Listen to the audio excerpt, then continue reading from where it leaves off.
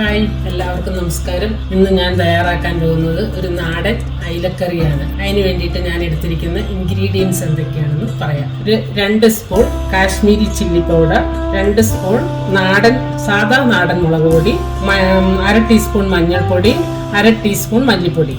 ഇതിന് കടുക് വറുക്കാൻ വേണ്ടിയിട്ട് നമ്മൾ എണ്ണയിൽ മൂപ്പിക്കാൻ വേണ്ടിയിട്ട് കുറച്ച് ചെറിയ ഉള്ളി അരിഞ്ഞതുണ്ട്, കുറച്ച് ഇഞ്ചി അരിഞ്ഞതുണ്ട്, വെളുത്തുള്ളി അരിഞ്ഞത്, 4 പച്ചമുളക് കീറിയത്, കുറച്ച് കറിവേപ്പില. ഇതിന് ഞാൻ കൊടംപുളി വെള്ളത്തിലിട്ട് വെച്ചേക്കുവാണ്.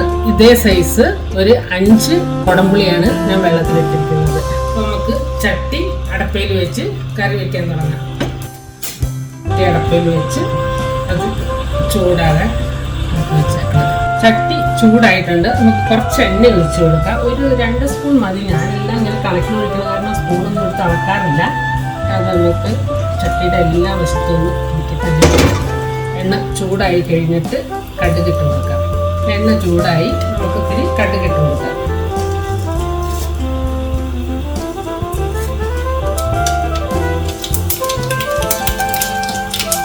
അതിൻ്റെ കൂടെ കുറച്ച് ഉലുവയും കൂടി ഇട്ട് കൊടുക്കാം.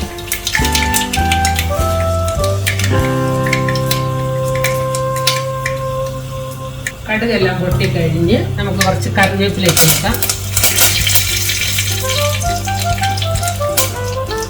അതിനുശേഷം പച്ചമുളക് ഇട്ട് കൊടുക്കാം. പച്ചമുളക് ഇട്ട് കഴിഞ്ഞ് നമുക്ക് വെളുത്തുള്ളി ഇട്ട് കൊടുക്കാം. പിന്നെ ഇഞ്ചി, ചെറിയ ഉള്ളി അരിഞ്ഞത്, ഇതെല്ലാം നന്നായിട്ടൊന്ന് മൂക്കട്ടെ വെച്ചിട്ട് ഉള്ളി മൂത്തിട്ടുണ്ട്. ഇനി നമുക്ക് ഇതിനകത്തേക്ക് പൊടികൾ ചേർത്ത് കൊടുക്കാം. പൊടികൾ ചേർക്കുമ്പോൾ നമ്മൾ തീ ഇത്തിരി കുറച്ച് വെച്ച് കൊടുക്കണം, അല്ലെങ്കിൽ പെട്ടെന്ന് കരിഞ്ഞു പോകാൻ സാധ്യതയുണ്ട്. പൊടി നന്നായിട്ടൊന്ന് ഒരു 10 സെക്കൻഡ് മൂത്ത് കഴിയുമ്പോഴത്തേക്ക് നമുക്ക് ഇതിനകത്തേക്ക് പുളിയും വെള്ളവും കൂടി ഒഴിച്ചു കൊടുക്കാം. ഇതിനകത്തേക്ക് പുളിയും വെള്ളവും കൂടി ഒഴിച്ചു കൊടുക്കാം. നമുക്ക് കുറച്ച് വെള്ളം കൂടി ഒഴിച്ചു കൊടുക്കാം ഇതിനാവശ്യത്തിനുള്ള.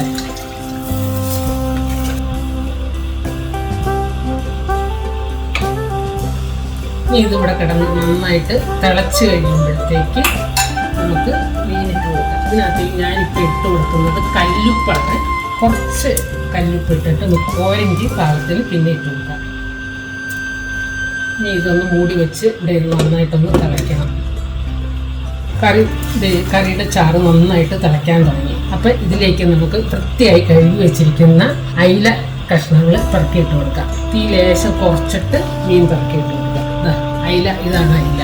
ഇത് പെറുക്കിയിട്ട് കൊടുക്കട്ടെ.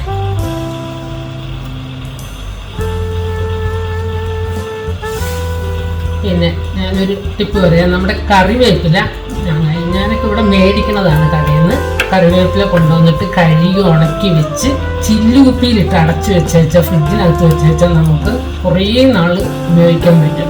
ഞാനങ്ങനെ കുറച്ച് കൊണ്ടുവന്നിട്ട് ഇങ്ങനെ കഴുകി ഉണക്കി എടുത്തിട്ട് അത് ചില്ലുകുപ്പിയിൽ അടച്ച് ഫ്രിഡ്ജിൽ വെക്കും. അപ്പം അത് ഇടയ്ക്ക് എവിടെയെങ്കിലുമൊക്കെ ഒന്ന് പോയിട്ട് വന്നാൽ ആ കറിവേപ്പില അവിടെ തന്നെ ഇരുന്നോളൂ, കുഴപ്പമില്ല. ഇത് മതി ചാറ്. ഇതിനുള്ള കറി ഇതുണ്ട്. ഇത് തിളച്ച് കഴിയുമ്പോൾ ഒന്നും കൂടി ചാറ് കൂടുതലും ഉണ്ട്. അപ്പം ഇതിരുന്നൊന്ന് നന്നായിട്ട് തിളച്ച് പറ്റട്ടെ. നമുക്ക് മൂടി വെക്കാം. ലേശം കുറച്ച് തീ കൂട്ടിയിട്ട് നോക്കാം. നമ്മുടെ മീൻകറി എന്തായാലും നോക്കാം, തുറന്ന് നോക്കാം. തിളച്ച് പറ്റിയിട്ടുണ്ട് മീൻകറി. ഇതിലേക്ക് നമുക്ക് ഇതൊന്ന് കറിവേപ്പിലയും ഇത്തിരി എണ്ണയും കൂടി വെളിച്ചെണ്ണയും കൂടി ഒഴിച്ചു കൊടുക്കാം. തീ കിടക്കി വെച്ച് വാങ്ങി വയ്ക്കാം.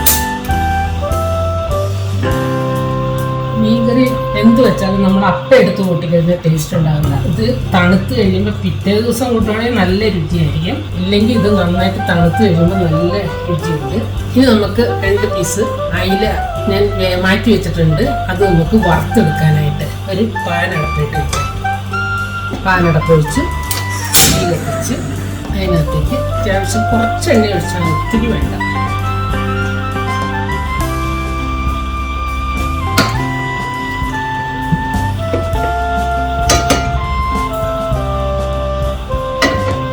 ഈ എണ്ണ ഒന്ന് ചൂടാകുമ്പോഴത്തേക്ക് ഇതാണ് 2 പീസ് അയിലയുടെ തലയൊക്കെ വെട്ടി മാറ്റി വെച്ച് 2 പീസ് വറുക്കാനായിട്ട് വെച്ചതാണ്. ഇതിനകത്ത് ഞാൻ പ്രത്യേകിച്ച് ഒന്നും ചേർത്തുള്ള മുളക് പൊടി, കുരുമുളക് പൊടി, ഉപ്പ്, ലേശം മഞ്ഞൾപ്പൊടി, ഇതെല്ലാം കൂടി ഇത്തിരി വിനാഗിരി ചേർത്ത് മിക്സ് ചെയ്ത് ഇതിനകത്ത് ഭാഗത്തിന് ഉപ്പും ചേർത്ത് മിക്സ് ചെയ്തിട്ട് അത് കുറച്ച് നേരം ഇവിടെ റെസ്റ്റ് ചെയ്യാനായിട്ട് വെച്ചു. അപ്പം കറി റെഡിയായി കഴിയുമ്പോൾ ഇത് വറുക്കാൻ നോർത്തു. അപ്പം എണ്ണയിലേക്ക്, എണ്ണ ചൂടായിട്ടില്ല, എണ്ണ ചൂടായി കഴിയുമ്പോൾ നമുക്ക് ഇനി എണ്ണയിലേക്ക് ഇടുവാണ്. ഇതവിടെ ഇരുന്ന് ഒരു വശം വിരിഞ്ഞ് കഴിയുമ്പോൾ നമുക്ക് മറിച്ചിടാം. നമ്മുടെ അയില മുരിഞ്ഞോന്ന് നോക്കാം. മറിച്ചിടാം.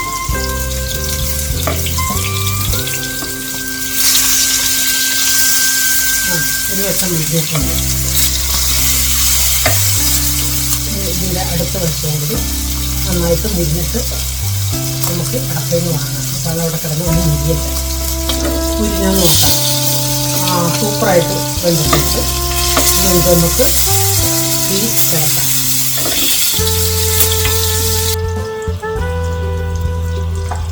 അങ്ങനെ നമ്മുടെ അയിലക്കറിയും അയില ഫ്രൈയും ചെയ്തത് റെഡിയായിട്ടുണ്ട്.